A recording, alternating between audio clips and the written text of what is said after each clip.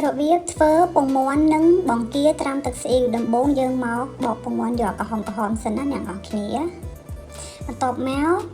ខ្ញុំរោយខ្ទឹមរោយម្ទេសបន្ទាប់មកខ្ញុំមានទឹកស៊ីអ៊ីវរបស់កូរ៉េអញ្ចឹងយើងបាច់ចាំធ្វើឯង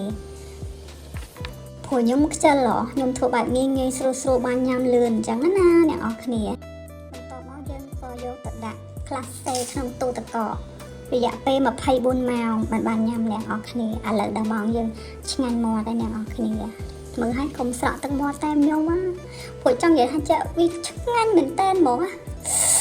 អើយឆ្ងាញ់មែនតើខ្ញុំមិនដែលធ្វើលើកឆ្ងាញ់ដូចលើកនេះទេលើកអ្នកនរគ្នាលើកនេះគឺធ្វើលក្ខណៈថាអត់ដឹងថាខ្លួនឯងធ្វើឆ្ងាញ់ដល់ថ្នាក់ហ្នឹងណា